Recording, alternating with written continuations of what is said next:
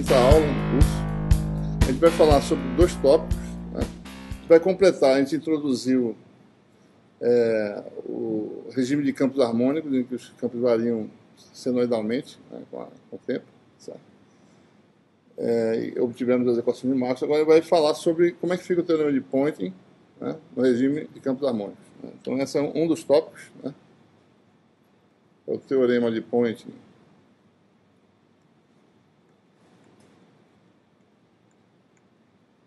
para campos harmônicos, né?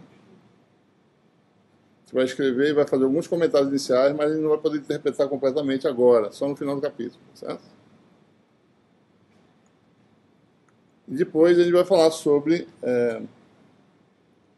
a onda plana, né? Ele falou onda plana no caso geral, demonstrou como é que resolve, agora de forma rigorosa. Essa aula 5, né? Onda plana no regime harmônico, para campos harmônicos, né? São as duas coisas que a gente vai falar hoje. Vai mostrar algumas ilustrações, tá certo? Tentar visualizar com algumas animações matemáticas como é que se dá esse... O que é exatamente, quais são os parâmetros que de fato representam a onda plana no regime harmônico, né? Começar a ter uma melhor ideia dos fenômenos.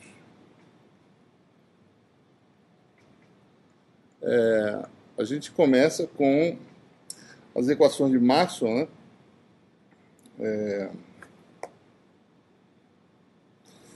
Lembrando que o vetor de Poynting nós definimos anteriormente, no capítulo 6, certo? Ainda no regime do tempo, né? S redondo, certo? E vetorial H, né? Essa é a definição. E agora a questão é, para campos harmônicos, né? Quem é essa grandeza? Ou seja, e efetivamente o valor médio de S, né? Se vocês lembrarem da última aula, o valor médio do produto das grandezas no regime harmônico, que é a parte real, né? O fasor é exponencial complexa de ômega t j, né? J ômega t. Mesma coisa para H, né? Nós sabemos que nesse caso, quando você tem grandezas que envolvem produto de outras duas, né, o valor médio dessa grandeza produto é dado, vou pegar aqui,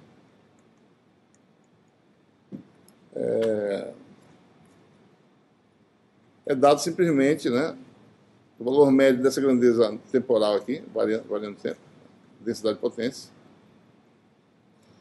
é a parte real, né, do 1/2 do produto vetorial das grandezas associadas, né? Isso aqui é no tempo, no regime fasorial, isso aqui daria isso aqui, 1/2 do produto vetorial de A com H conjugado, né? Essa foi a receita de bolo da última aula, né? Produto escalar daria para o escalar, produto vetorial dá produto vetorial, produto entre escalares daria algo parecido, FG conjugado, no caso. Então, o valor médio disso é dado pela parte real, tá certo? Então a gente identifica aqui dentro uma grandeza, né, complexa, né, que é essa que está aqui dentro. A gente chama esse vetor o vetor de Poynting complexo, né? Agora esse S reto, não dá para vocês perceberem a diferença muito aqui, mas no texto fica mais claro. Então ele define essa nova grandeza, uma grandeza complexa. O que ela significa, depois, em termos de energia e potência, ele vai realmente interpretar e revisitar essa questão. Mas o que eu quero dizer é o seguinte: conhecendo os fasores de um campo eletromagnético, EH, calculo isso aqui dividido por 2, tem esse vetor complexo chamado vetor de Poynting, né, complexo.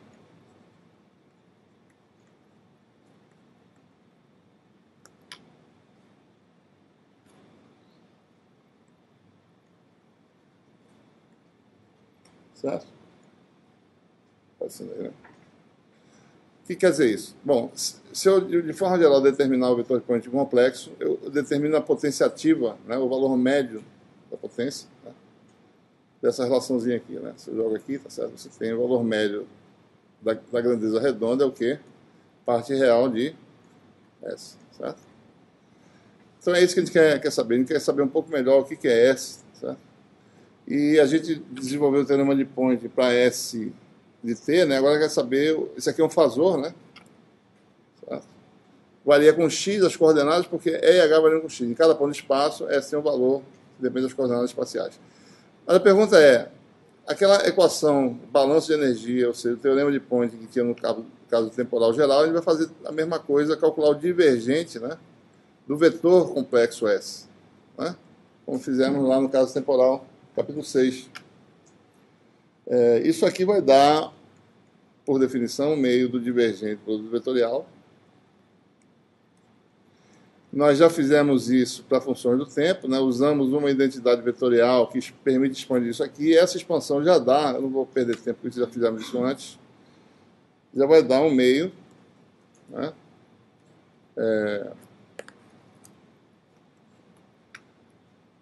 Tem uma identidade vetorial que está no capítulo 6, né? Equação 6.69 lá, certo? Então aqui daria isso aqui, né? Isso se distribui dessa forma, H conjugado rotacional de E. É a mesma coisa no tempo, só que agora são fasores que estão envolvidos, menos E, produto escalar com rotacional de H conjugado. Observe que nabla é um operador real, certo? O rotacional de H conjugado, só para vocês terem uma melhor ideia, é na verdade o conjugado do rotacional de H, né? Porque nabla é real. Eu posso escrever isso aqui, tá? Certo? Equações de Maxwell que nós temos. Rotacional de E, ela ele fala de forma diferencial, é menos J ômega B. O rotacional de H é J, né? Mais a densidade de corrente de deslocamento. O regime fasorial é J ômega D. Então nós temos aqui o complexo conjugado disso, que é o que está aqui dentro, né? Então vai dar J conjugado, isso aqui passa a ser menos, né? J ômega D conjugado. Tá? Então, fazendo isso, você fica com esse resultado aqui, divergente de S.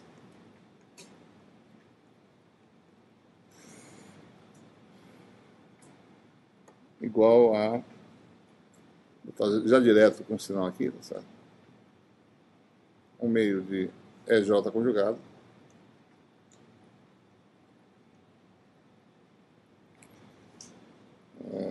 Menos, daí aparece essa quantidade aqui, 2J ômega, a gente vai escrever dessa forma.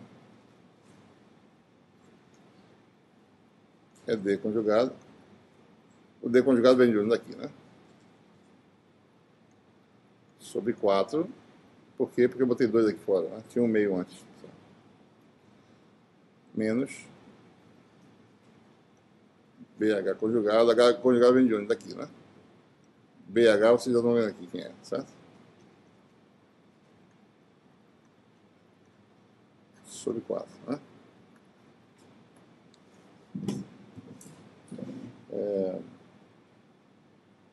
A gente percebe que, lembrando, né, valor médio de grandezas, vocês estão lembrados da densidade de energia, né? W redondo, isso aqui é minúsculo, né? W é redondo, era o quê, né? Era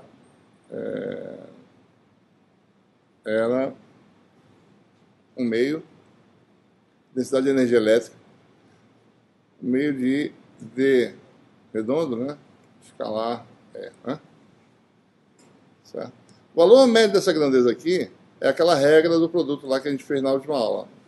O valor médio WE é o quê? É metade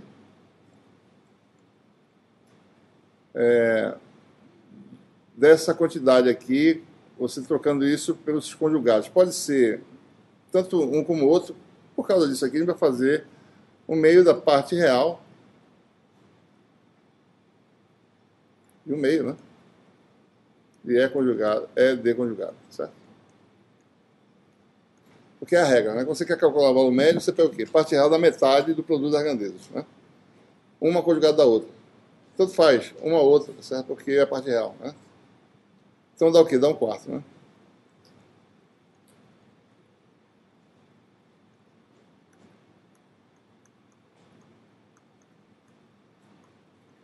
Então, essa grandeza aqui, a parte real dela dá o quê? Dá o valor médio da densidade de energia elétrica. Aqui eu obteria algo semelhante. Se eu botasse um M aqui, seria BH conjugado, né? Mesma coisa. Tá?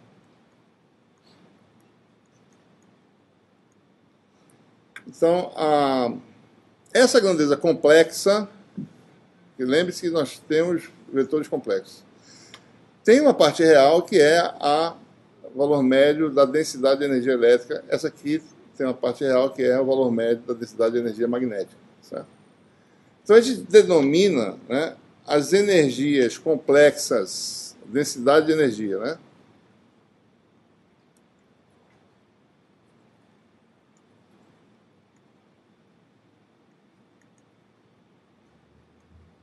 Você sabendo esse parâmetro mais geral, que tem a parte real imaginária, se você pegar a parte real dele, você tem a densidade de energia real, a física, certo?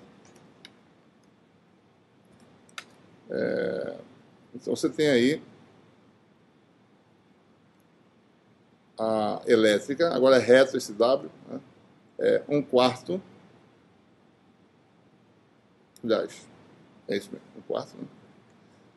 De E escalar D conjugada, e a magnética, a energia complexa, né? O que isso quer dizer, a gente vai ter que interpretar depois com calma, né? Por enquanto, vamos aceitar que esses números são complexos, tá certo? Isso que é importante a gente ir. A coisa não é tão imediata quanto parece. Então, veja, com esses parâmetros complexos, densidades de energia complexa, né? Você olhar para cá, você tem então uma equação diferencial de balanço de energia, né? A densidade de potência complexa, o vetor de potência complexo, tem essa quantidade aqui, tem uma diferença de energias complexas aqui, e um fator, número imaginário aqui. Então, você obtém esse resultado, né? Menos divergente de S, igual a 1/2 de EJ conjugado.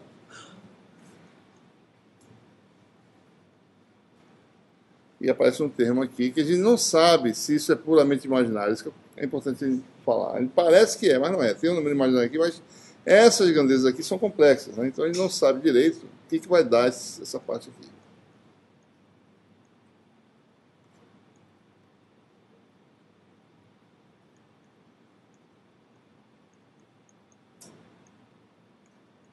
Certo? Então esse é o resultado que se obtém, né? Tem uma parte que tem a ver com cargas em movimento livres. Certo? Tem uma parte que tem a ver com... Uma parte aqui é vácuo, não precisa de matéria, e outra parte é de polos. Certo? Então, interação com dipolos, né? Aqui pode ter. Aqui também, né? Aqui você tem vácuo ou materiais que têm correntes atômicas, e isso vai aparecer nessa definição do H, da magnetização, etc. Certo? Essa é a forma diferencial do teorema de Poynting complexo. Tá? Envolvendo fasores. Ok? Bom, a forma integral, basta você integrar, você pega um volume limitado, né? O volume V, volume limitado para uma superfície sigma. O elemento de área para o exterior do volume é d sigma.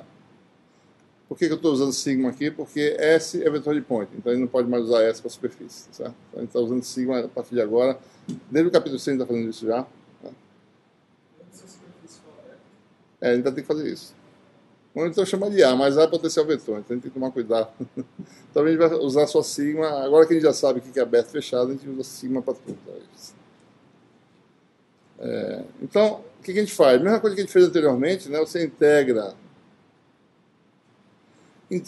ambos os lados no volume, tá? Multiplica por dV, tá?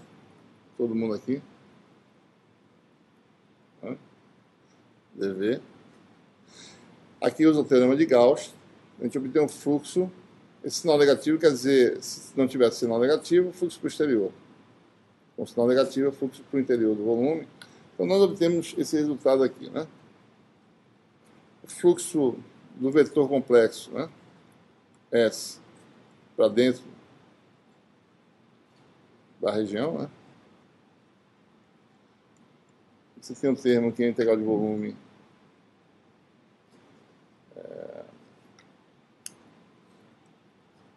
desse tipo aqui.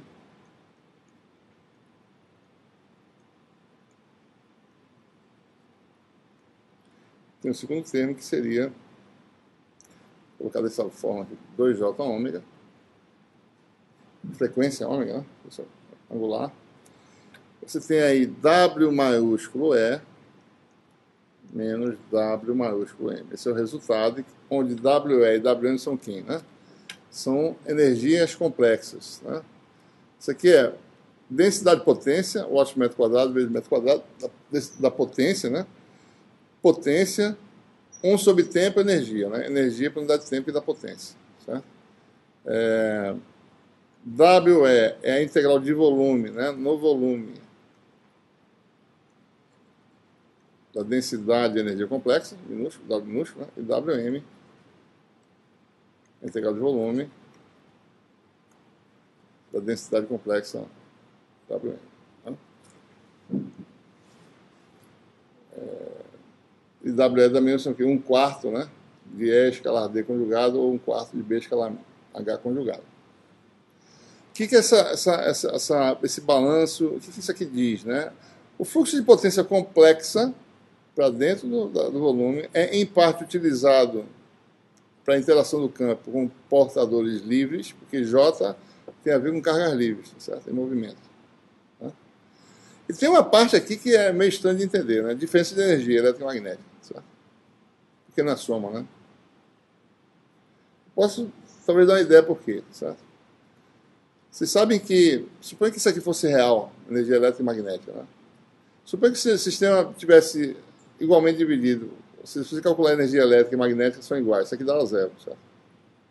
Isso aqui, na verdade, é a parte... Se isso aqui fosse real, por exemplo, você teria a parte ativa da potência ativa, e aqui a potência reativa, certo? Se as energias eletromagnéticas estão balanceadas, a energia reativa dá 0. Se a energia elétrica prevalece, vamos imaginar que são reais em relação ao magnético, o sistema é mais do que capacitivo, certo? Que é elétrica a energia. Se vocês forem ver, né, a reatância tem a parte marginal negativa. Podem calcular isso direitinho. Tá? E vice-versa, se a energia magnética prevalece, o sistema é mais magnético, ele tem a característica reativa indutiva, né? Capacitiva de um lado, reativa do outro.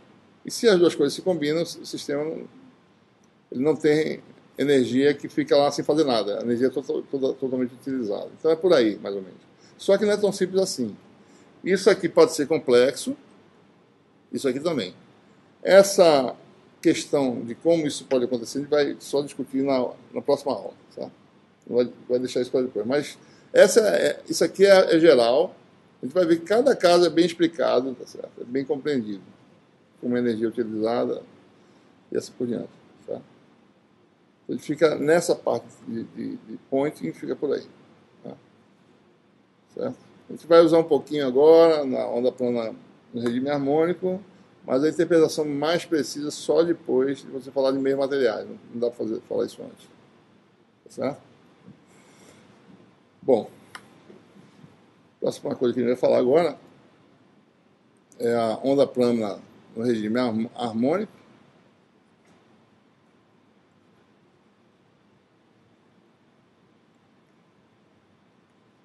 Lembre-se que a gente disse qual era a característica da solução em cartesianas sem resolver o problema. A gente disse que a função tinha que ter um argumento, certo? Que seria para a função se manter com amplitude fixa, a frente de onda seria um plano que se moveria ortogonalmente, né? Aquele vetor lá, certo? O vetor que dá a direção de propagação dessa onda, né? Mas não sabe qual é a função, a variação no espaço da amplitude, ele não sabia. Sabe? Porque ele não se ateve especificamente... Se for uma função do tempo em geral, a gente não sabe, de fato, qual é a variação no espaço, a gente teria que calcular. Sabe? Mas agora, no regime harmônico, a gente tem condições de determinar os harmônicos, certo?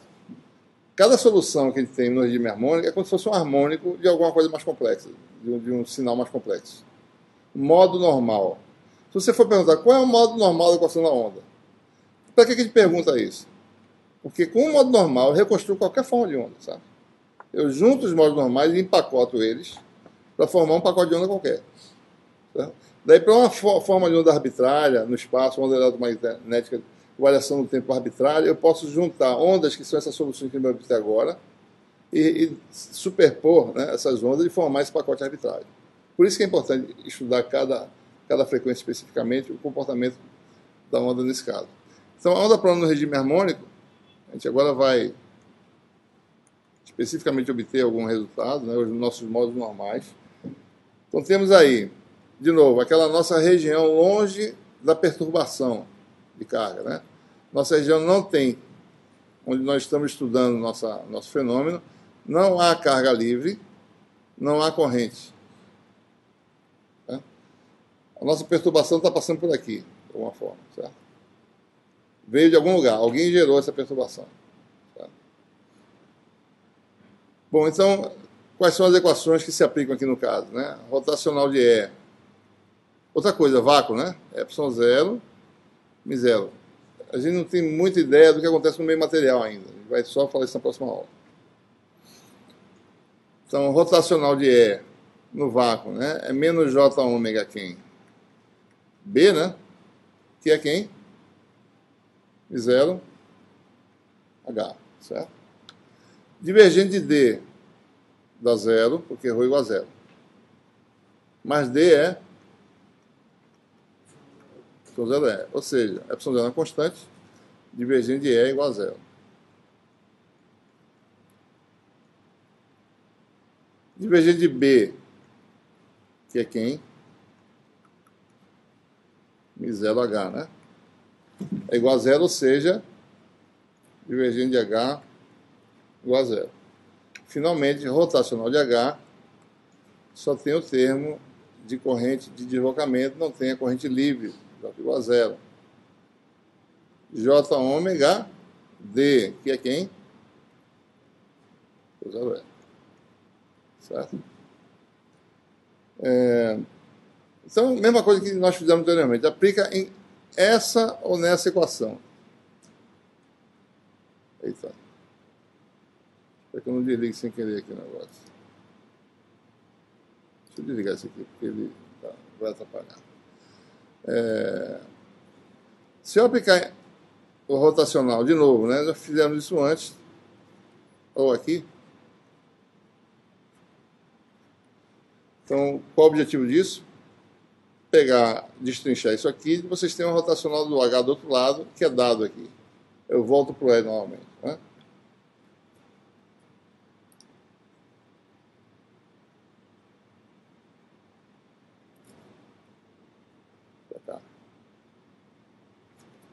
Você fica com o rotacional de E, a menos J ômega μ0, rotacional de H, já vamos colocar direto, que é J ômega ε0 é. Certo?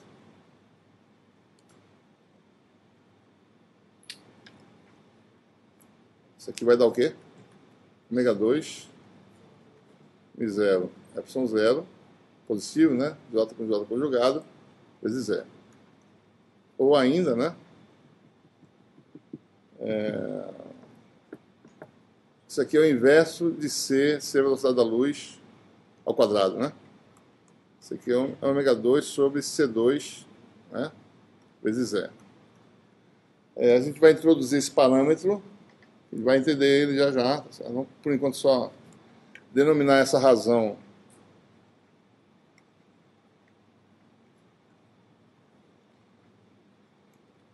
como sendo esse número K0 ao quadrado. Né? Isso aqui vai chamar de um número de onda. Vamos interpretar já já essas coisas, tá certo? O que quer dizer, por que chama isso? Tem uma razão para isso. Número de onda. Estamos no vácuo, né? Então, por enquanto, no vácuo. Porque esse zerinho quer dizer isso. Então, no vácuo tem um valor especial associada à onda eletromagnética é o número de onda no vácuo, né? Ou seja, mais precisamente, K0 é igual a ômega sobre C, né? Depois a gente dá uma olhada com mais calma o que isso quer dizer. E, por enquanto, só está mudando, introduzindo um novo parâmetro na equação, isso aqui dá K0 ao quadrado.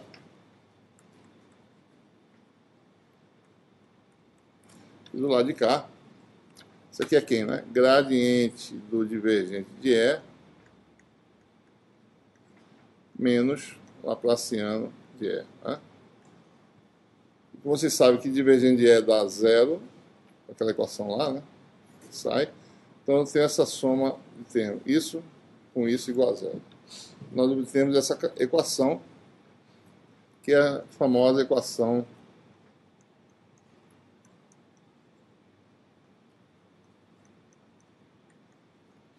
de Helmholtz. Né? É o mesmo do teorema de Helmholtz, né? O mesmo cara, certo? Não é muito claro o que foi que ele, se foi ele que derivou essa equação. Ela tem esse nome. Pelo que se sabe, Helmholtz foi o orientador de Hertz, que foi o que demonstrou a existência de ondas eletromagnéticas, né, de radiação. Não se sabe muito quais são as contribuições de Helmholtz em eletromagnetismo. Tem essa equação no nome dele porque eu não sei direito, certo? Acho que eu já procurei essa informação. Não tem muita evidência qual é a razão dessa equação ter esse nome. Alguém deve saber, algum historiador da ciência deve saber isso aí. Muito bem. Ora, mesma coisa, se eu fizer para H, eu vou obter uma equação semelhante. É a mesma equação, né? Essas grandezas são grandezas primas, tá certo?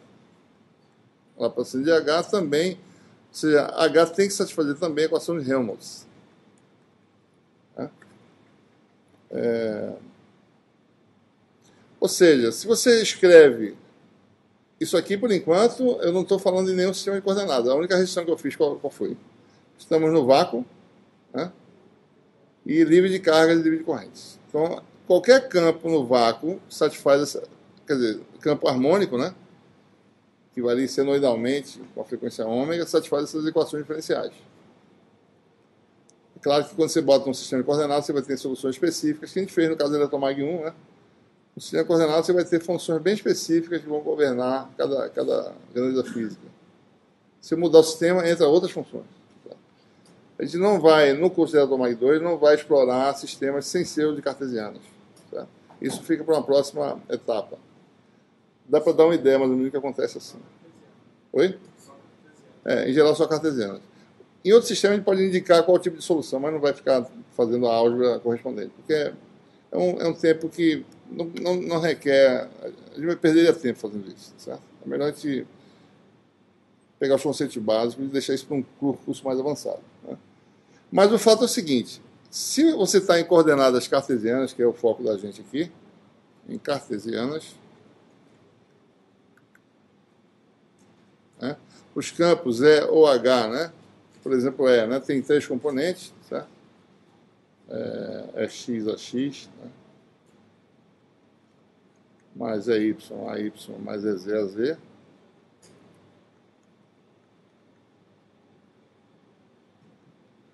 E a mesma coisa para H, 3 componentes. O fato, a importância de você falar, bom, em cartesiano a coisa fica mais simples, por quê? Porque o nabla2 atua só sobre esses parâmetros e não sobre os vetores. Se vocês estão lembrados, em outros sistemas, os vetores são variáveis. Né? Então, eu teria que aplicar o Laplaciano em cima dos vetores também, e a coisa ficaria complicada. Então, o Laplaciano é mais complicado em outros sistemas. No sistema cartesiano, é a soma do Laplaciano de escalares que eu faço. Para H também. Ou seja, em geral, a equação de Helmholtz, se eu resolver uma equação do tipo, suponha que uma componente de E ou H seja a função psi, né? É x é yz ou hx igual a yhz, cada componente satisfaz individualmente a equação de Helmholtz. Concorda? Se é uma função que é uma das componentes, se a gente resolver esse problema aqui, a gente resolve para todo mundo de uma vez. Função de quem? De 3 variáveis. Essa função não varia mais com o tempo. A dependência do tempo eu já tirei, que é harmônico. Né? Então, observe que a diferença disso para aquilo que a gente estudou no Eletromag 1 é que isso aqui não existia, sabe? Lá era a equação de Laplace, né? Que a gente resolvia A gente desenvolveu método de solução disso aí. Nós temos agora a equação de Helmholtz. A equação de Helmholtz adiciona um termo linear na própria função incógnita. Certo? Então,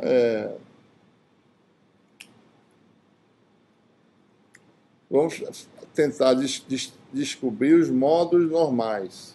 Certo? Modos normais em que eu procuro soluções psi que sejam separáveis, certo? No produto de três funções. A gente recentemente tem feito só em duas dimensões, no caso do eletromagnético. A gente vai fazer agora em três dimensões, mas o princípio básico é o mesmo. É aquela ideia de sair fazendo a álgebra. Mas quando eu faço isso aqui, eu vou descobrir soluções específicas, certo? Essas soluções específicas são os harmônicos. Eu posso reconstruir depois qualquer função que não seja assim produto de três funções, mas a partir dessas funções aí, certo? Soma dessas funções, combinações lineares. E a função final pode não ser produto de três funções, mas as funções base, a base de funções é produto de três funções, certo? Então essa é a ideia, é descobrir os modos normais, ou seja, os harmônicos, né? Então, lembrando que o Laplaciano também, né? Em cartesiano ele tem a expressão simples, d2 dx2 mais d2 dy2 mais d2 dz2. Então, se eu jogar essa expressão e aplicar as derivadas, a gente já percebe que a derivada em relação a x só se aplica a f, por exemplo, né? GH sai, certo? Então, se você aplicar o Laplaciano, vou fazer isso aqui, né? Você vai ter o quê? Vou lá para cima. Estou com um quadro gigantesco agora, não tenho mais aquele problema de perder meu quadro, certo? Então, guardei um quadro aqui para não ter problema, certo? Então, você vai ter aí o quê, né? Laplaciano, deixa eu reescrever aqui, psi mais k0 ao quadrado. Psi, isso aqui dá d2 psi dx2 mais d2 psi dy2, derivada segunda em relação a z, mais k0 ao quadrado psi igual a zero, certo? E vamos pegar, lembrar que isso é f de h, liga.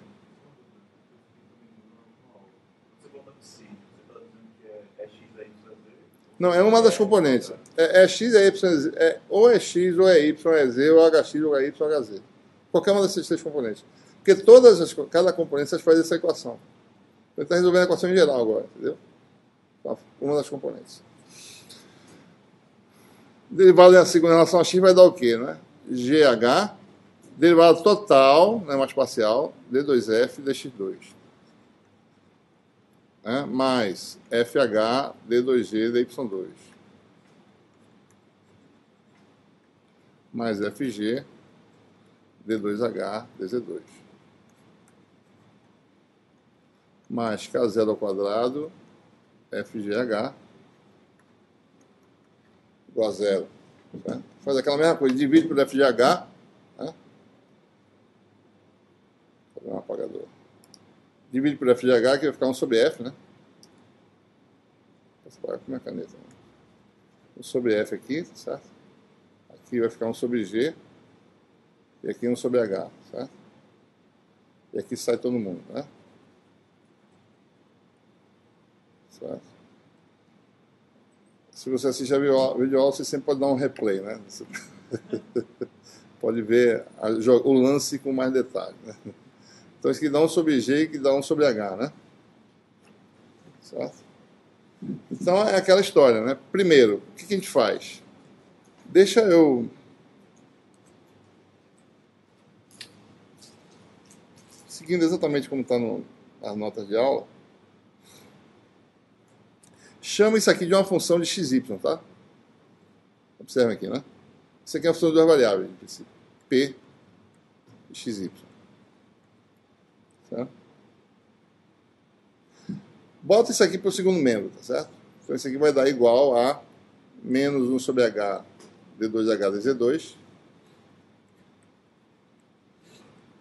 menos k0 ao quadrado. Chama isso aqui de uma segunda função só de quem? de Z. Eu vou chamar de Q de Z. Certo? Então, nós obtemos esse primeiro resultado, P de xy, igual a Q de Z, qualquer que seja x, y, z. Né? Se você tem funções arbitrárias que variam para lados opostos diferentes, para todos os valores dos seus argumentos, essa igualdade só pode se verificar se ambos os lados não variarem com as variáveis, com as coordenadas, tá? Forem constantes. Tá? Ambos os lados constantes. Ou seja, primeira condição, quer dizer uma constante. Certo? Vamos chamar essa constante aqui de C, né? Constante C. Ou seja, a gente C maiúsculo, tá? Então, C grande aqui para não confundir com a velocidade da luz. Então, essa soma dá C e isso aqui dá C. Aliás, desculpe, e isso aqui dá C, né? Então, se obtém a equação diferencial do tipo menos 1 sobre H d2H dz2 menos K0 ao quadrado igual a C, ou seja, igual a C mais K0 ao quadrado. Né? Certo? Vamos chamar isso aqui de um número. Observe que esse C tem a dimensão do quadrado de K, tá? Vamos chamar isso aqui de um parâmetro, certo? Por conveniência, chamar de KZ associado a esse parâmetro Z aqui. A equação em Z é uma constante, botar o subscrito Z aqui.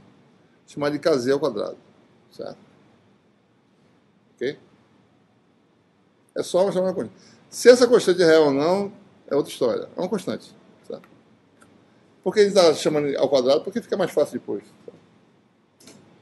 Então, nós temos aí a primeira separação.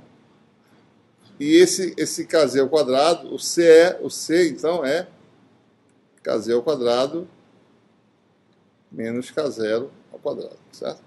Então vamos para outro, porque ficou lá. Então vamos guardar essa equação diferencial. A primeira equação diferencial que nós temos aqui é o quê, né? D2H dz2 mais KZ, né? Ao quadrado H igual a zero. Tá? Voltando lá para cima. Isso aqui é igual a C, só botando aqui. Isso aqui é igual a C. Né? Outra equação em que C vale KZ ao quadrado menos K0 ao quadrado. Então, só colocando a equação aqui, você tem 1 sobre F d2F dx2 mais 1 sobre G d2G dy2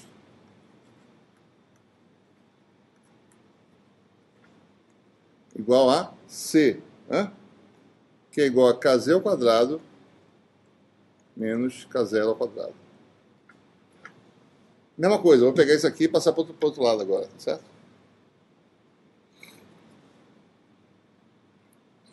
Então fica 1 sobre F d2F dx2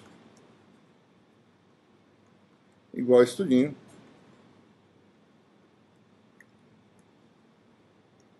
menos, né, 1 sobre G d2G dy2. De novo, né? Função de x varia arbitrariamente, função de z apenas, só podem ser iguais se ambos forem constantes, né? Certo? Qual foi a constante que eu chamei? Bom, eu vou chamar isso aqui de... Como isso aqui aparece, né, eu vou chamar isso aqui de forma semelhante ao que eu fiz anteriormente. Vou chamar essa constante aqui menos... Esse menos, podia botar mais, vamos botar menos aqui, certo? Como essa aqui está sozinha, tá? Vou chamar de menos kx ao quadrado. Porque fica parecido com a equação para H, né? Menos kx ao quadrado. Então, eu obtenho a equação para F, tá certo? Que é d2F dx2, que é igualzinha à equação para H. d2F dx2 mais kx ao quadrado F igual a zero. E ficou agora uma equação para G sozinho também. Tá? Se eu passar isso para o segundo membro e passar isso para cá, vai ficar o quê, né? Outra equação aqui, ó. 1 sobre g d2g dy2 igual a, passa para lá, tá? Kx ao quadrado mais kz ao quadrado menos k0 ao quadrado. De forma semelhante aos casos anteriores, chamar isso aqui também de quem? Menos ky ao quadrado. Tá? O que esses parâmetros querem dizer? Ainda não sabemos, vamos saber depois.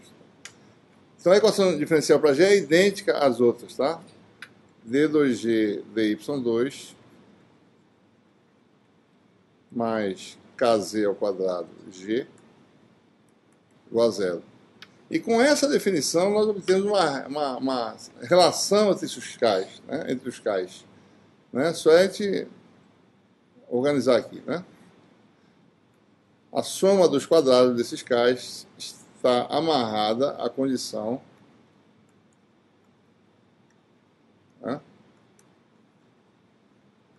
Quadrado do número de onda, né? Certo? Então, nós obtemos com esse procedimento, com essa escolha de sinais, né?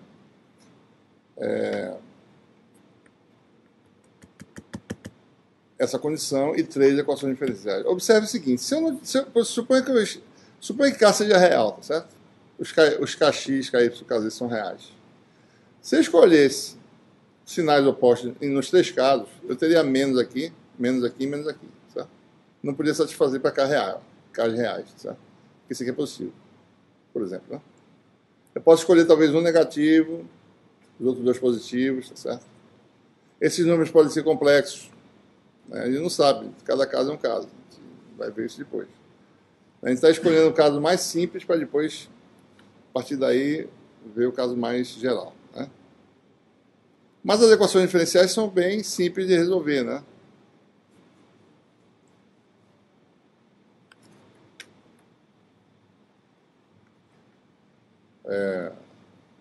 T2F deixa.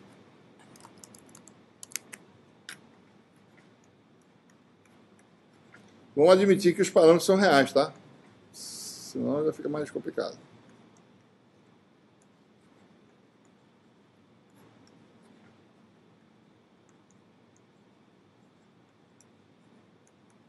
E a outra é D2H, né?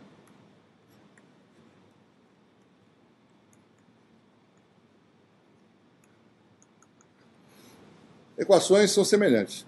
Assuma que Kx, Ky e Kz são números reais. Eu digo para vocês, antecipo que pode ser que um ou outro desses possa ser complexo, tá? A gente vai ver porquê e o significado físico disso. Então, por enquanto, reais, né? Qual a solução dessas equações? Vocês estão lembrados? Equações desse formato aqui. São funções oscilatórias, periódicas, seno e cosseno, né? São funções do tipo f de x, por exemplo, né? Isso aqui quer dizer a combinação linear, tá certo? De seno ou cosseno, certo? Mesma coisa para G e para H, né? Seno e cosseno, combinação das duas.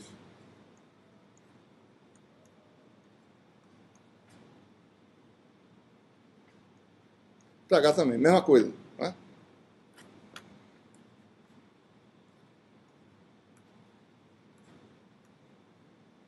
Os fatores de escala são esses parâmetros aqui. Então a gente começa a perceber que esses caras têm algum significado. Eles dão informação de uma variação espacial, periodicidade das funções espaciais, tá certo? A gente vai explorar daqui a pouco, né?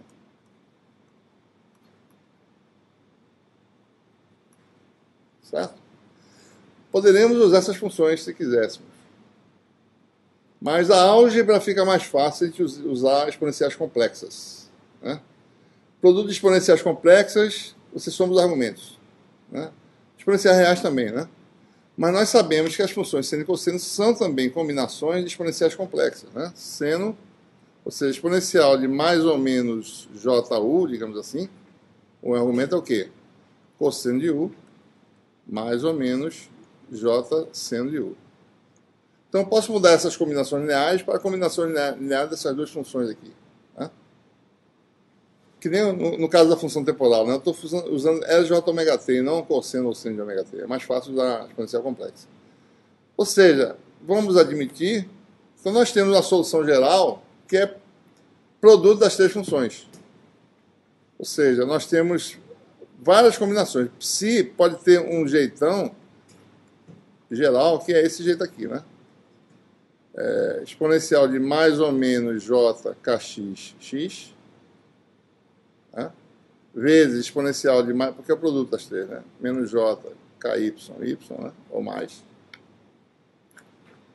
Exponencial de mais ou menos j kzz. Posso pegar, por exemplo, uma combinação de sinais e somar com uma combinação distinta de sinais. Tem duas soluções independentes. Tá? Certo? Então, a solução da função psi é desse jeito aí. Certo? O que quer dizer isso?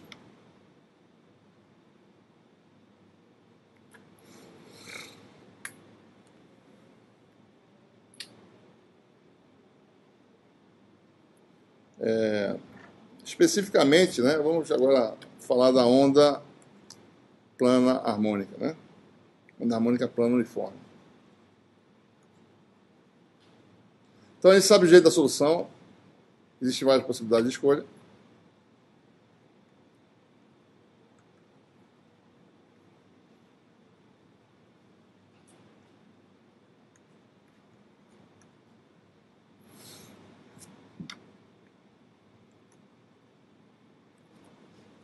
Vamos fazer uma escolha específica e tentar interpretar o que quer dizer. Suponha que a sua função chama a função de onda, tá? A função de onda, psi, né? Ela é uma das componentes do campo. A gente escolha uma combinação específica. Né? Uma constante, exponencial de menos j. Eu escolhi menos só. Botei menos de todo mundo. Vou colocar x vezes x, mais ky vezes y. Certo? Então, ora, a gente identifica aqui o produto escalar de duas grandezas. Né?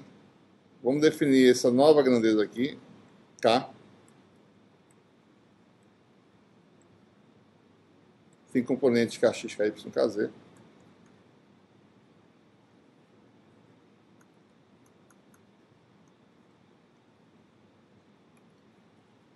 Essa grandeza é denominada do vetor de onda.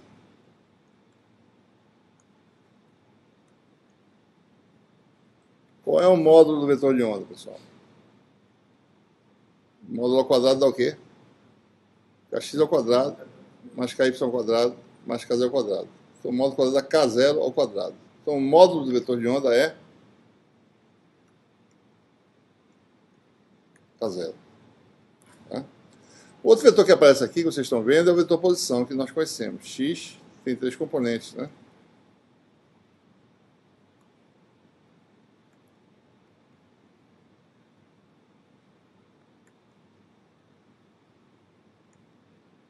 Então, esse argumento pode ser escrito de forma que produto escalar de K com X. Tá? Então, observe como a solução é muito parecida com uma função escalar L elevado a J ômega t. Né? Ela tem um jeitão.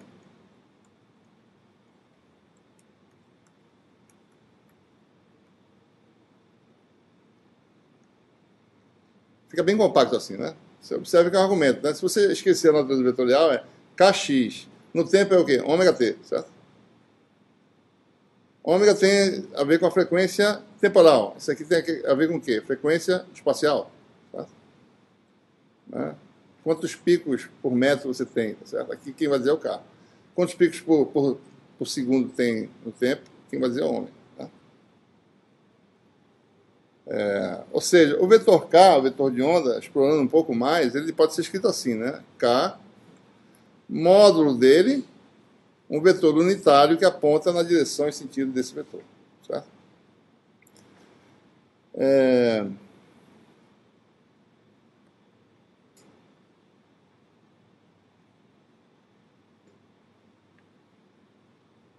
Então veja, com essa solução para cada componente do campo, que é essa solução aqui, eu resolvi as componentes do campo E. Eu tenho o campo elétrico, certo? Componente X vai ser quem? Vai ser parecido com isso aqui, só com uma constante arbitrária. A, desculpe. Eu estou aqui não. É X igual a A. Mesma solução. Né?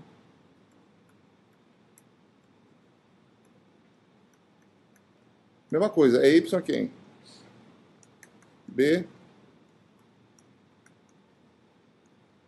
Mesmo argumento, mesma dependência funcional. É Z é igual a C, né?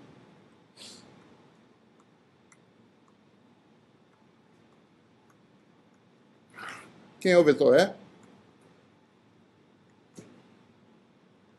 A X mais B a Y mais C a Z. Todos eles têm em comum a mesma dependência funcional. Menos J, K, escalar, X. Certo? Isso aqui é o quê? Um vetor constante, né? Vetor fixo, uma amplitude qualquer. Você não sabe. Só vou saber se eu souber onde é que está a fonte que produz esse campo, tá certo? Qual a distância, né? Ver como é que eu calculo a propagação de lá para cá e para saber quem é essa amplitude, né? Quantos volts por metro eu tenho de amplitude no ponto de espaço. Mas a solução para ela é uma solução simples, é essa aqui, ó.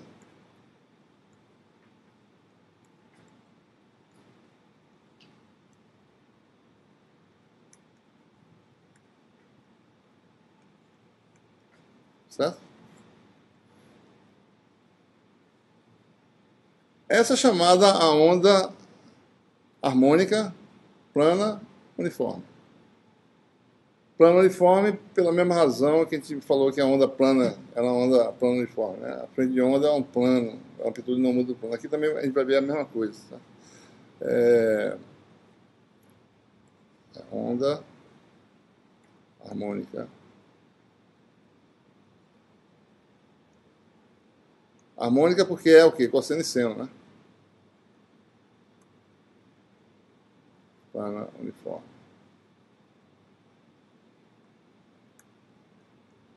Eu tenho também ondas harmônicas cilíndricas, ondas harmônicas esféricas, né? E assim por diante. Qual é o significado físico desse resultado aqui? Tá?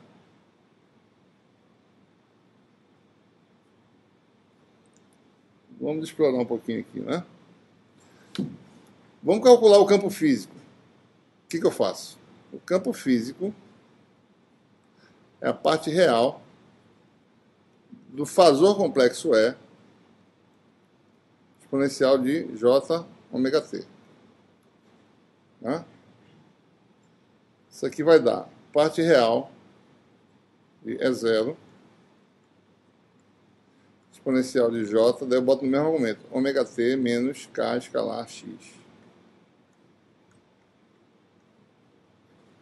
Certo? Vamos, por simplicidade, admitir que E0 é real. Né? Certo? Se não for real, ele vai ser um vetor que tem uma fase que vai aparecer aqui depois. Eu não vou... A gente poderia fazer isso. Só para simplificar o raciocínio.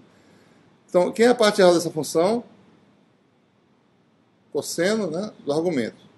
Então, o campo físico para E0 real vai ser um campo que, de fato, varia, né?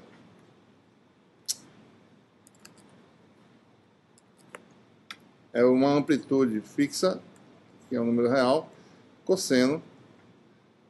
Eu vou botar o contrário, tá? Porque tanto faz disso menos kx ou de kx menos isso, porque o cosseno é uma função par. Fica talvez mais fácil de ver, né?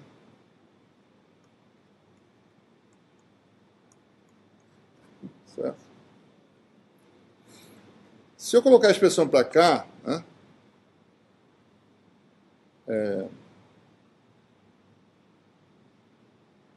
Ou se eu alinhar x, k é k0, u, né? Se eu alinhar x na direção de k0,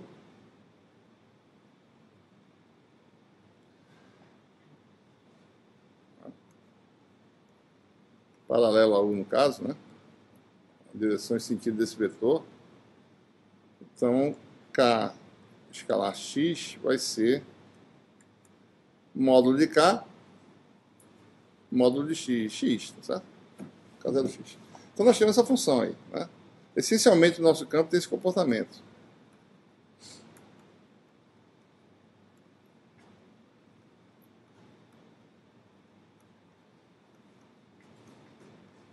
Em cada instante de tempo,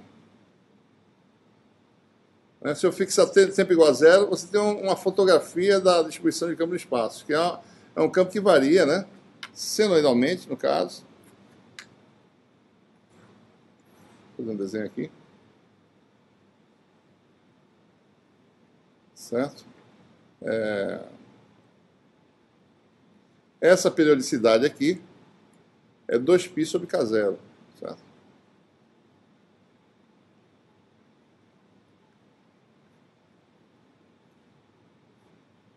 Porque se x for o valor, por exemplo, x igual a zero, x igual a 2π sobre K0, você dá uma volta de 2π, né?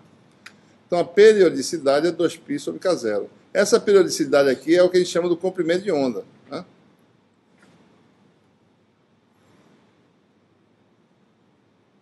Então faça uma analogia com o caso do tempo, tá certo? Se isso fosse tempo, isso aqui era período, né? Lambda é parecido com período, né? Certo? Isso aqui tem a ver com frequência espacial, ou seja, quantos picos por metro. Certo? A frequência que os picos ocorrem. Né? O K0 é o análogo do ômega no tempo. Certo? Então, lambda seria quem? Lambda, por meio de onda, é 2π sobre K0. Né? No caso do tempo, o T é o quê? 2π sobre ômega. 1 sobre F, frequência em ciclos por segundo. Né? E vamos ver o que isso dá, né? Comprimento de onda, ou seja, o período espacial da oscilação. K0, lá no começo a gente definiu o K0, que é quem? Ômega sobre C, que é 2π vezes a frequência em ciclos por segundo sobre C. Se eu jogar aqui, nós temos o quê? Uma relação importante, que vocês já viram várias vezes. Lambda igual a 2π dividido por 2πf, ou seja, lambda igual a C sobre F e vice-versa, né? F igual a C sobre lambda, né? A relação entre comprimento de onda espacial e frequência temporal. Pergunta é, ou seja, frequência alta, comprimento de onda pequeno. Frequência baixa, comprimento de onda grande. Vamos ver aqui, certo? Tem um filmezinho aqui para ver essa relação. De fato, né? Nós temos aí duas ondas, uma de comprimento de onda maior, que é a verde, e comprimento de onda menor, que é a vermelha, né? Num ponto de espaço, que é a linha azul, você observa variações no tempo do sinal. Comprimento de onda grande, que é o verde, a frequência é mais baixa, devido às ondulações mais lentas, e comprimento de onda pequeno, que é a vermelha, você tem a frequência mais alta, né? Você vê a oscilação da bolinha bem mais rápida. Então, por isso essa relação. Bom, falta determinar o campo H, né? Falta terminar e entender as características do campo harmônico, onda panharmônica. Então, o que nós temos aqui? E igual a zero. Kx, né? E o H sai daquela equação do rotacional, a equação ali de Faraday, né? Rotacional de E é igual a... Você tem uma equação que dá para você tirar H direto. H igual a J sobre ômega μ0, o rotacional desse vetor aqui, né?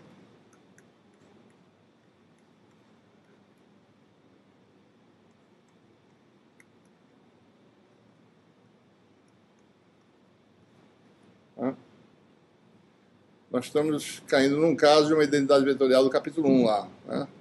Rotacional de uma função, né, vezes um vetor. Isso aqui dá menos g gradiente, menos g produto vetorial com gradiente de f.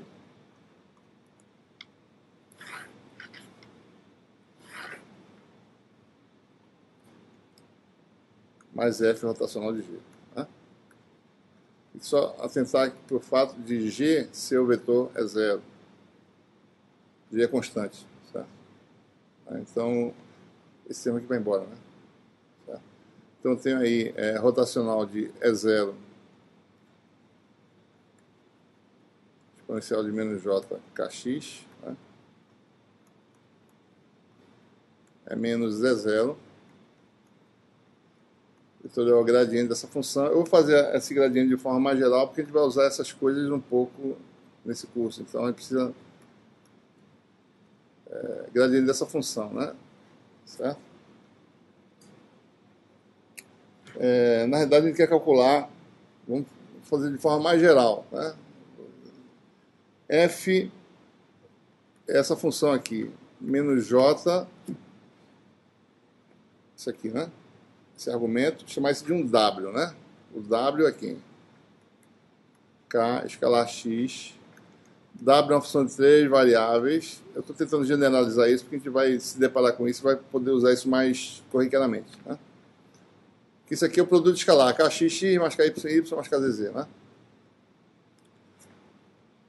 Então, o gradiente de f, né?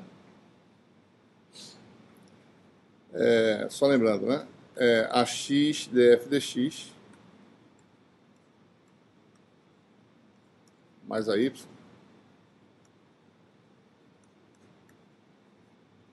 mais a z df dz. Derivada em relação a x, regra da cadeia, ddw, dw dx. Em relação a y, ddw, dw dy, né? E assim por diante. Então, todos têm o mesmo fator em comum. Isso aqui vai dar df dw, ax dw dx, mais a y dw dy, mais a z dw dz, né? Certo? Isso aqui é o quê? Gradiente de w, tá certo? Então, o gradiente de f de w, só para vocês guardarem isso, né, depois, né? É igual a df dw, gradiente de w, né? Certo? Bom, no caso específico, isso é uma relação geral, isso é uma relação importante para vocês guardarem depois, certo? Caso específico em que W é o produto escalar dos dois vetores, que é kx vezes x mais ky vezes y mais kz vezes z. Quem é o gradiente de W? ddx a x mais ddy a y mais ddz a z. Vai dar o vetor cujos componentes são quem?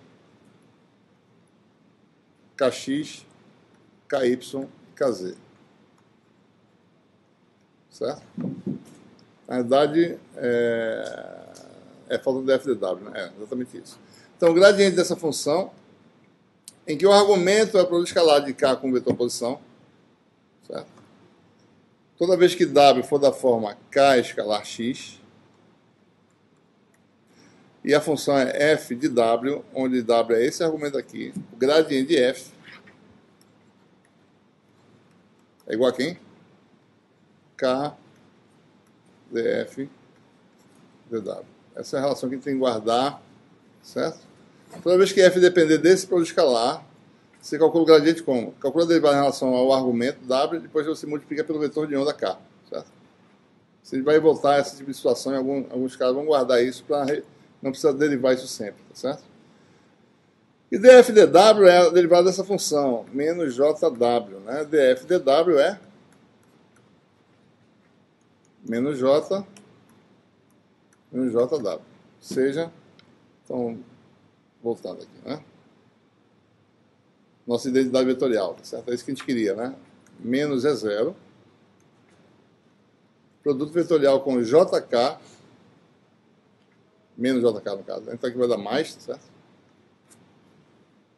A derivada, isso aqui, menos jk, escalar x, certo? Esse foi o resultado, né? Ou seja, rotacional disso aqui, que é o que eu queria.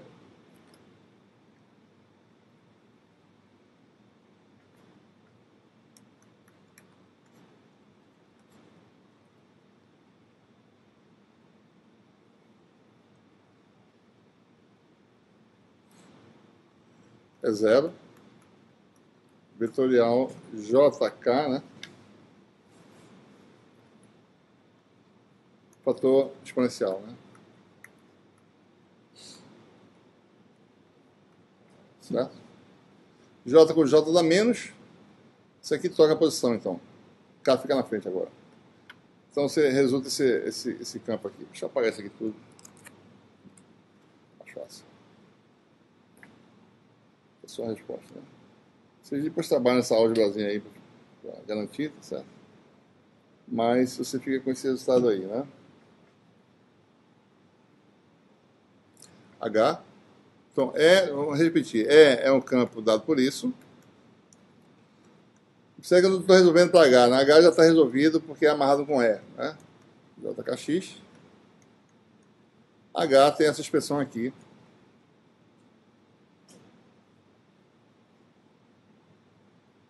Um sobre ômega mi0. K. Vetorial é zero. Menos J. K. X. Certo? Ora, K é o que, né? Lembrando, né? K é igual a K0 U, certo? K0, por sua vez, é ômega sobre C. Que, por sua vez, o C é 1 sobre a raiz de 0 epsilon 0. Certo?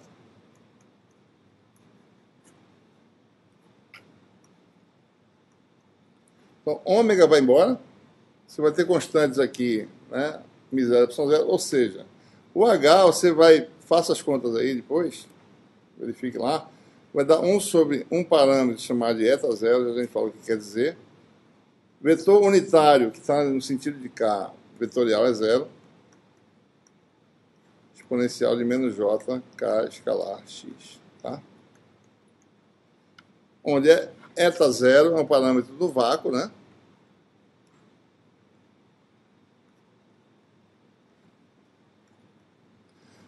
Volt por metro, ampere por metro. Adimensional, adimensional. Volt, ampere. Volt por ampere é a dimensão disso aqui, que é o quê? Ohm. Isso aqui no vácuo dá 300, aproximadamente, 377 ohms. Isso aqui é chamado a impedância de onda, por razões óbvias, né? Campo elétrico sobre magnético, impedância de onda. Tá?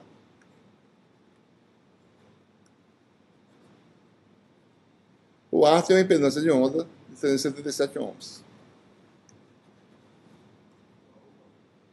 Tá? Oi? O vácuo. O ar tem 377.0001, talvez. Certo?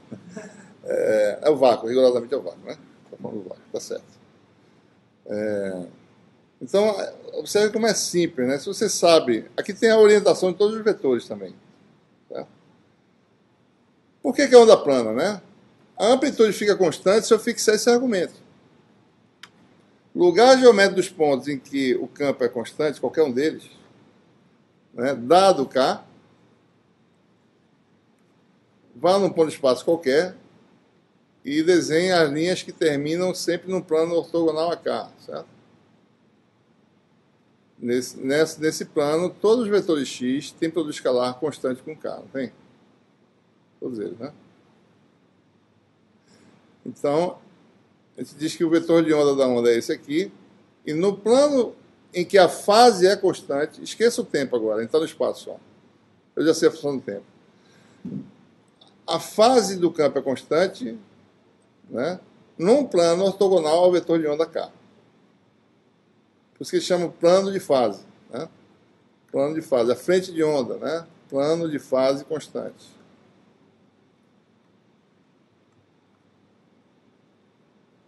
Tá?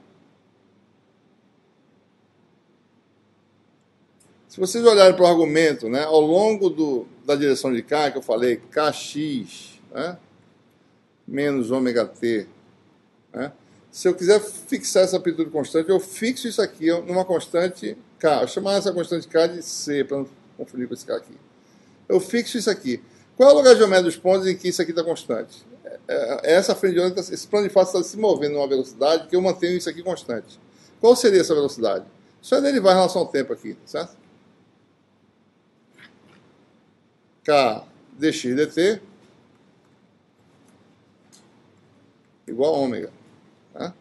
A velocidade é V, a velocidade do plano de fase. Né? Não tem vetor nenhum. Né? V igual a ômega sobre K. K não, né? K0, né? Porque o módulo é K0, né? Desculpe. Certo? Olha, quem é K0? Ômega sobre C. A velocidade do plano de fase é a velocidade da luz, certo? Como deveria ser. Né? Então, o plano de fase constante se move com a velocidade da luz, C. Né? Qual é a orientação relativa dos vetores? Estão lembrando, né? Só a orientação relativa. Eu tenho E. A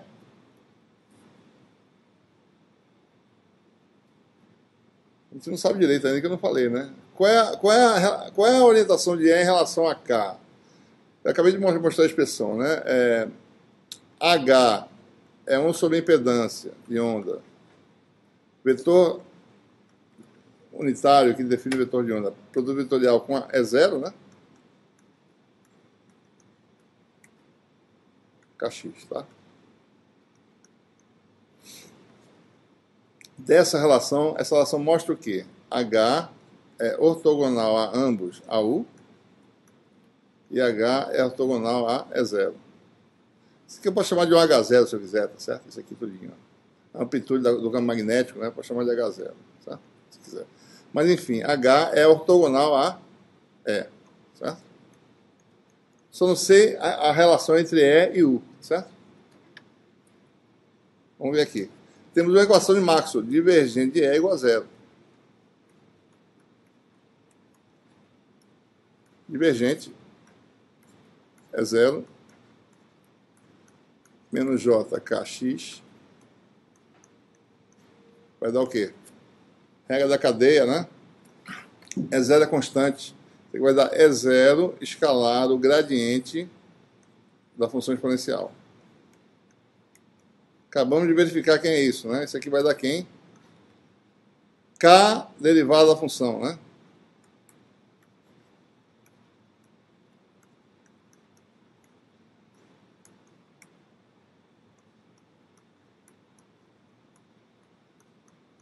Certo? Derivada da função é menos J, né? Menos JW dá menos J da função. Isso quer dizer o quê, né? Divergente igual a zero é que K escalar é zero igual a zero. Ou seja, E0 é também ortogonal a K. Ou seja, E e H, certo? São ortogonais a K. Então, E e H estão no plano de fase constante. Tá?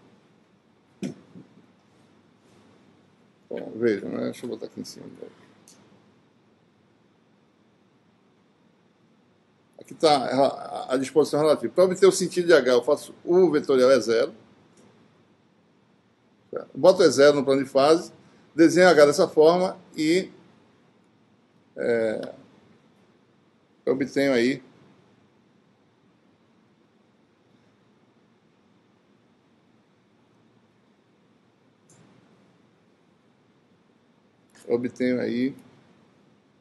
uma coisa aqui rapidinho, peraí.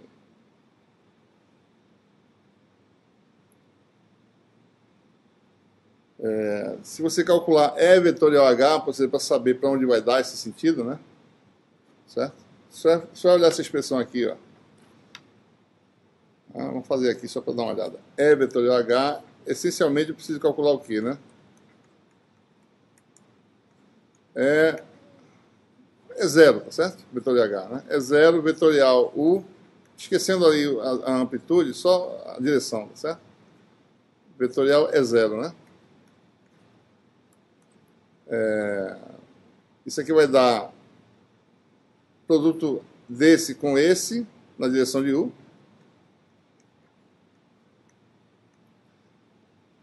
menos pelo escalar desses dois na direção de zero que dá zero. Então, está no sentido de U. E vetorial H está no sentido de U, certo? Então, se eu traçar aqui, certo? E, certo? Vou botar se eu botar H assim, todo o vetorial dos dois vai dar o sentido do vetor de onda, que é esse aqui. Né? Então, esse plano de fase constante aqui é o plano em que está o nosso vetores E e H, tá certo? Deixa eu ver se eu tenho a figurinha aqui para mostrar.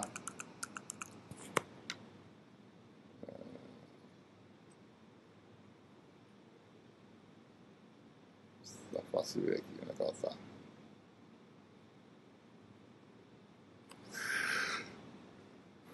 Eita, tá demorando. Um desenho assim, para mostrar mais ou menos a exposição relativa, né?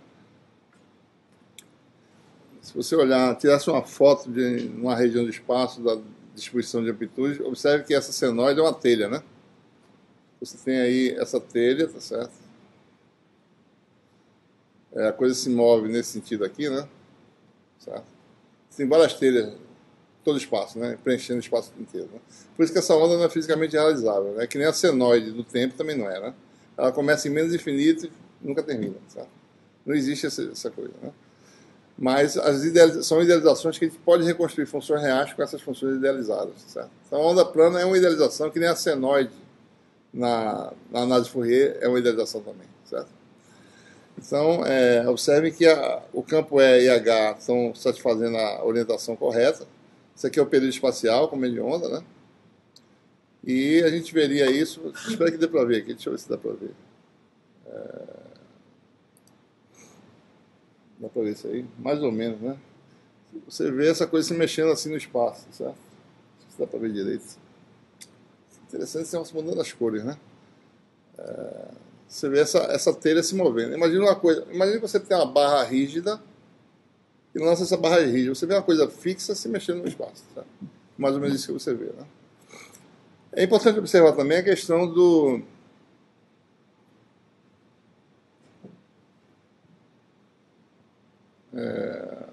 comprimento de onda, né? Se você der cortes em direções diferentes, deixa eu ver se eu acho aqui. Deixa eu mostrar isso. Espero que dê para ver, né? Não sei se dá para ver direito aqui. Deixa eu desabilitar aqui algumas coisas. Veja, isso aqui é o nosso. Dá para ver aí. A gente está, esse plano aqui está cortando a senoide na direção do vetor de onda, tá certo? Então eu tenho uma senoide aqui com o período, né? O menor período possível, o menor comprimento de onda possível, tá certo? Eu posso cortar em outras direções, né? Se eu cortar em outra direção aqui, por exemplo, numa direção inclinada, né? Você vai ter um comprimento de onda maior, tá certo? Não sei se dá para perceber, né? Comprimento de onda maior, né? Nessa direção, que não é a direção de U, a direção de U é nessa direção aqui, né? Nessa direção aqui, tem um comprimento de onda maior, né? E assim por diante, tá certo? Maior ainda, né? Se você botar ortogonal na direção de propagação, você tem um comprimento de onda infinito, assim, na realidade não varia mais, tá certo? Então você vai ter um comprimento de onda maior se você cortar a senoide em várias direções diferentes, né?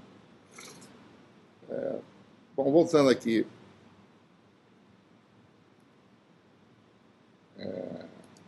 ao nosso caso, né? Só para fechar isso aí, as características da onda plana harmônica.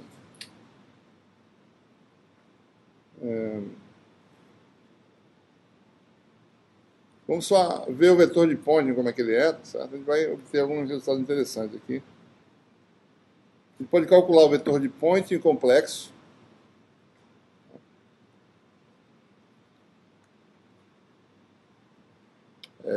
Um meio, né? E é vetorial H conjugado. Né? Pode calcular a energia elétrica complexa, a energia magnética complexa, né? A densidade, por exemplo, né?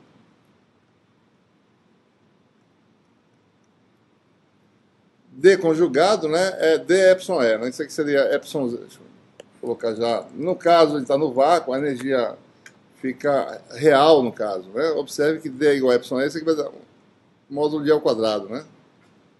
Isso aqui é o módulo de E, certo? E a magnética também, né? B igual a μH, né? μ0H vai dar 1 meio de μ0 H2, né? Isso, por sua vez, a amplitude de H, certo? Observe que o módulo do número complexo é 1, né? Então, o módulo de H, aquela parte espacial, desaparece. O módulo é constante. Isso aqui é o quê? É campo elétrico sobre impedância de onda, né? Isso aqui é 1 meio μ0 é 2 sobre zero ao quadrado, né?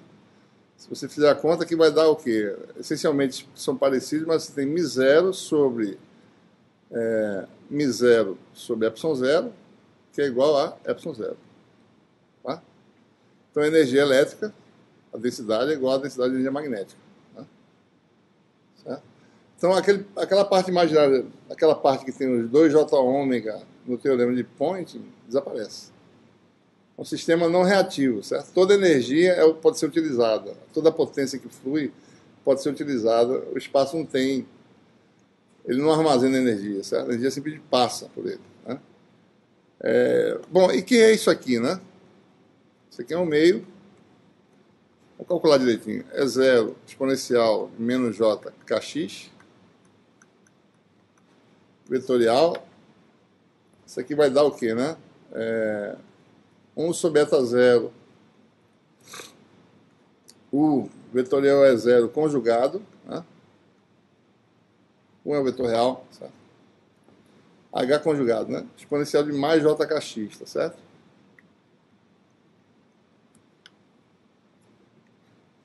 Isso aqui vai embora, né? Com isso. Tem um produto triplo aqui, ó. Isso aqui vai dar 1 sobre 2 eta0,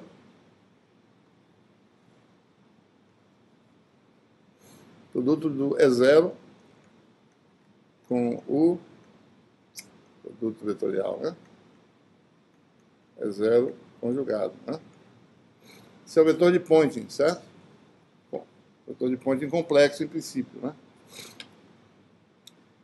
O produto vetorial desse triplo aqui vai ser esse escalar com esse na direção de U.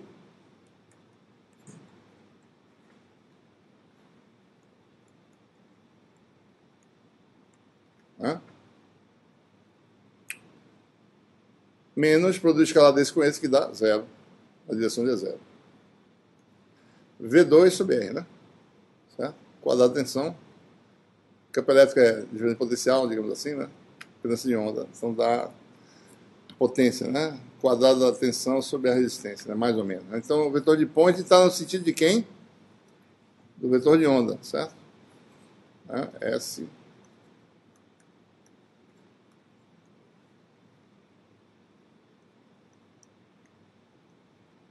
E aí você tem o vetor de Poynting é constante do vetor de espaço, né? Se a gente calcular, só para vocês terem uma ideia, né? Pega a energia total eletromagnética no espaço, a densidade de energia, WE mais WM, né? Na verdade eu fiz um cálculo errado aqui, viu, pessoal? Isso aqui é 1/4, né? Não é 1/2, né? É 1/4. Então, WE mais WM é o quê? 2 vezes um desse. É 1/2 e ε0 é 2. Chamar isso aqui a energia eletromagnética armazenada, a densidade de energia. Se eu pegar um volume V, como essa densidade não varia, vai ser o volume vezes essa densidade. Vamos comparar com isso aqui, né?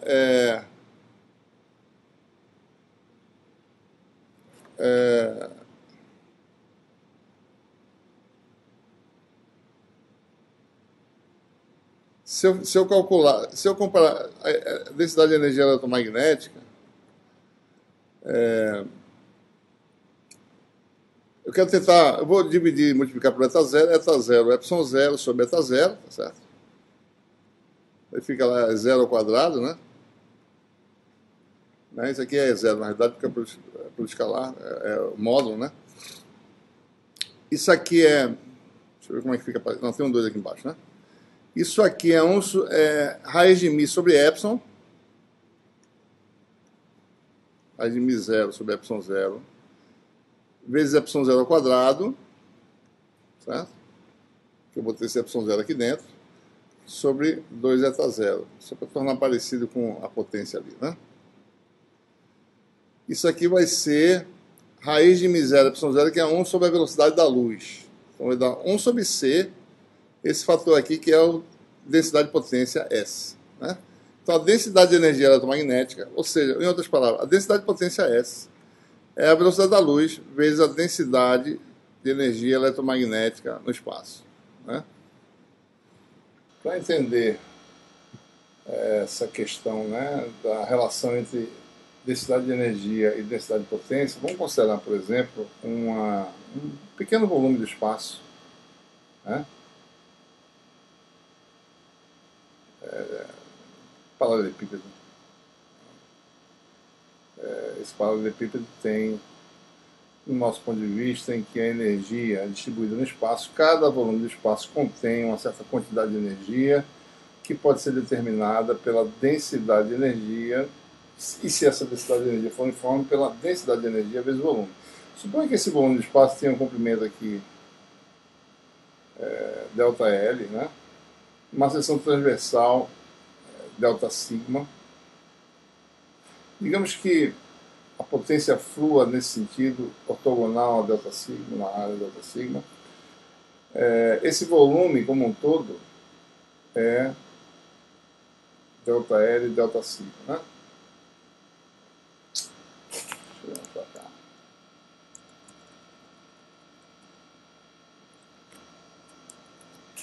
O volume é delta L e delta sigma. Se a densidade de energia eletromagnética no espaço é WM, minúsculo, né? A energia nesse volume seria a densidade de energia vezes o volume, que seria W minúsculo, né? M, delta L, delta sigma. Muito bem. No instante de tempo ΔT, toda essa energia atravessa a seção transversal. Então, a taxa com que a energia atravessa a seção transversal, né, seria a potência, né? A potência que flui através da área delta sigma. Essa potência seria uma potência, né? Ele pode dizer que a densidade de potência, que é o vetor de Poynting, que aponta no sentido do fluxo eletromagnético, né, vezes a área de base delta sigma, né, watts. Então isso seria a taxa com que essa energia sai do volume e passa através dessa área no tempo delta t, seria a razão entre essa quantidade, que é WM delta sigma delta L, né, delta t. Se esse fluxo é feito a uma velocidade, né, esse delta sigma cancela, né, então a velocidade com que a energia flui através da área é dada por delta L delta t, ou seja, essa aresta, né, passa no tempo delta t a ocupar a próxima aresta de comprimento delta L. Todo esse volume vai para um próximo volume vizinho, ou seja, a gente obtém uma relação que ela é esperada, em que a velocidade do fluxo de energia eletromagnética, né, chamar de V,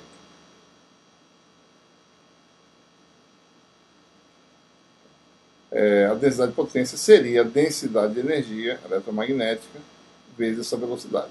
Ora, o que a gente provou anteriormente é que essa velocidade, a gente mostrou antes que a densidade de potência é a densidade de energia eletromagnética vezes a velocidade da luz. Algo que esperaríamos obter, né, dessa análise simples. Então a interpretação está correta, né? A energia flui no espaço, da onda eletromagnética, com a velocidade da luz c. Né? Então, só para a gente entender fisicamente de que forma a gente obteve essa relação anterior, né? Que é a densidade de potência, vetor de Poynting, módulo, né? É a densidade de energia eletromagnética vezes a velocidade da luz, algo que faz total sentido em vista dessa análise. Muito bem, pessoal, acho que a gente vai parar por aqui.